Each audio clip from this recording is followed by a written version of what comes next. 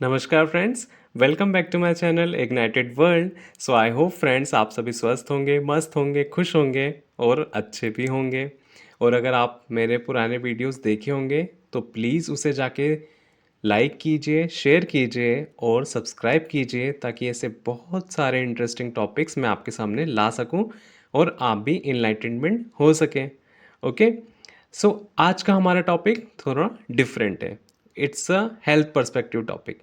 सो आज का हमारा टॉपिक है Chandipur virus, Chandipura virus. So आज हम बात करेंगे एक ऐसे वायरस की जो रीसेंट ईयर्स में इंडिया में कंसर्न्स का सब्जेक्ट बना हुआ है। इसका नाम है चांदीपुर या Chandipura virus. Okay, sorry if I pronounce bad. Okay, I think Chandipura virus. Okay, ये वायरस स्पेशली बच्चों में सीवियर ब्रेन इन्फेक्शन का रीज़न बन सकता है। आज हम जानेंगे कि ये वायरस क्या है, कैसे फैलता है और इससे बचाव कैसे किया जा सकता है। ठीक है, सो चलिए चलते हैं अपनी अगली स्लाइड पे। सो जानते हैं चांदीपुरा वायरस एक्चुअल में है क्या। सो चांदीपुरा वायरस एक आरएनए वायरस है। ठीक है, और आरएनए आई थिंक आप जानते होंगे, जैसे कि डीएनए होता है, सिमिलरली आरएनए भी होता है।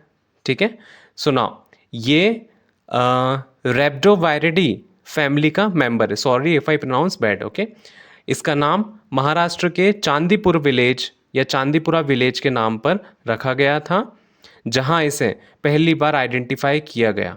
ठीक है, सो चलिए अब जानते हैं ये कैसे स्प्रेड हुआ महाराष्ट्र से। सो इस वायरस का प्राइमरी वेक्टर सैंड फ्लाई माना जाता है। ठीक है, जैसे कि आप इमेज में भी देख रहे हैं।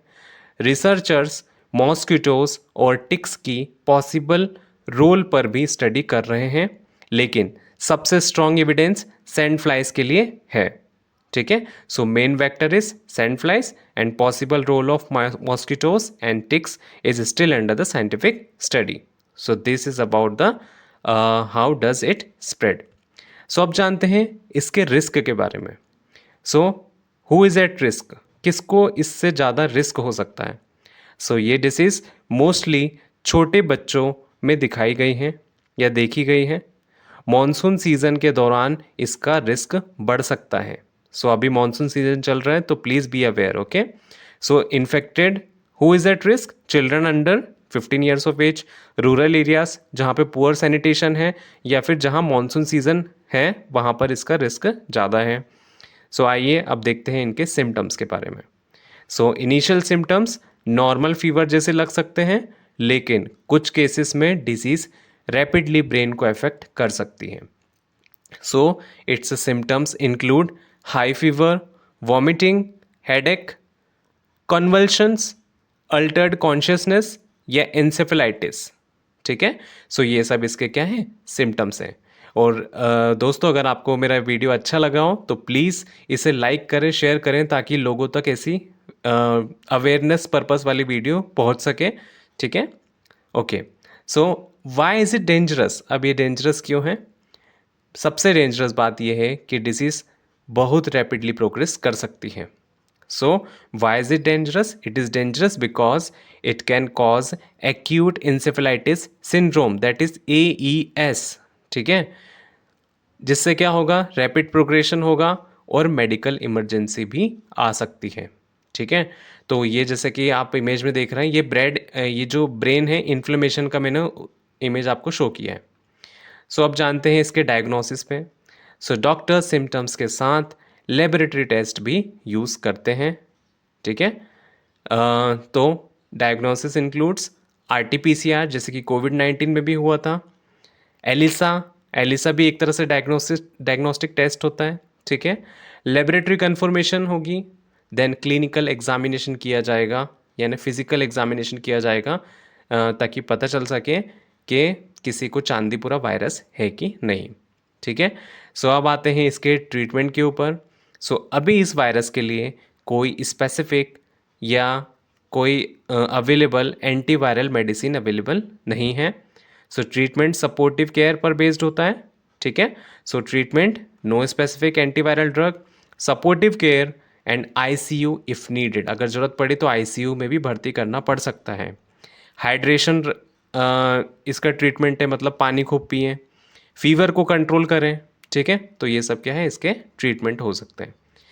प्रिवेंशन की बात की जाए तो जैसे कि आपने वेल नोन फैक्ट सुना होगा, prevention is better than cure. तो अगर प्रिवेंट कर पाएंगे तो आप क्योर भी क्योर करने की ज़रूरत ही ना पड़ेगी, ठीक है। तो प्रिवेंशन ही सबसे बेस्ट प्रोटेक्शन है, जिसमें क्या क्या आ सकता है। सो prevention includes avoid insect bytes, मच्छर अगर काट रहे हैं तो उससे बचें। यूज़ मॉस्किटो या सैंडफ्लाई नेट्स, मच्छरदानी वगैरह लगाएं। क्लियर सराउंडिंग्स, आपके आसपास के जगह को साफ रखें। प्रोटेक्टिव क्लोथिंग, अपने आप को पूरे ढक कर क्लोथ करें, क्लोथ से ढके हुए कपड़े ही वियर करें। And community awareness of course ज़रूरी है। आउटब्रेक्स अगर इंडिया में देखा जाए, सो इंडिया के कुछ स्टेट्स में इसके आउटब्रेक्स रिपोर्ट किए गए हैं, जिसमें रिपोर्टेड मेनली फ्रॉम महाराष्ट्र है, गुजरात है, आंध्र प्रदेश है, तेलंगाना है और सम सेंट्रल इंडियन स्टेट्स। तो जैसे कि आप इमेज में देख रहे हैं, यहाँ पे क्या है, चांदीपुरा वायरस या CHPV वायरस अफेक्टेड स्टेट्स हैं, ठीक है। सो नाउ अब आते हैं इनके डिफरेंस के ऊपर। सो अगर डिफरेंस की बात की जाए तो चांदीपुरा वायरस जो है, इसका जो वेक्टर होता है जिससे ये फैलता है वो क्या है, सैंड फ्लाइज। और अगर डेंगू की बात की जाए तो उसके कौन होते हैं, उसके मॉस्किटो। और यहाँ पे लिखा भी है एडिस एडिस मॉस्किटो, ठीक है। और एग्जांपल इजिप्टी बोल सकते हैं हम, ठीक है। इसमें क्या क्या लक्षण हो सकते हैं, हाई फीवर हो सकता है CHPV में, एंसेफेलाइटिस हो सकता है, सीजर्स आ सकते हैं, कोमा हो सकता है या रैपिड ऑनसेट हो सकता है। और डेंगू में तो ब्लीडिंग फीवर हो सकता है, ठीक है। अब आते हैं इसके रिसर्च के ऊपर। सो साइंटिस्ट वैक्सीन और बेटर सर्वेलेंस पर कंटिन्यूसली काम कर रहे हैं। सो रिसर्च इंक्लूड्स, वैक्सीन रिसर्च अभी चल रही है, वेक्टर को कंट्रोल किया जा रहा है, यानी जिससे फैल रहा है, यानी सैंड फ्लाई से अगर फैल रहा है तो उसको कंट्रोल करने के उपाय किए जा रहे हैं, सर्वेलेंस किया जा रहा है और पब्लिक हेल्थ को ध्यान में रखा जा रहा है ताकि ये फैले ना। वीडियो अच्छी लगी हो तो प्लीज़ फ्रेंड्स आप वीडियो को लाइक करें, ओके। नाउ अब आते हैं हम अपने क्विज प्रैक्टिस क्वेश्चन पे। सो आपको बताना है, the question is which insect is most commonly या strongly associated with Chandipura virus transmission. So कौन सा ऐसा इंसेक्ट है जो चांदीपुरा वायरस से रिलेटेड है। A mosquito, B sand fly, C house fly या D बटरफ्लाई।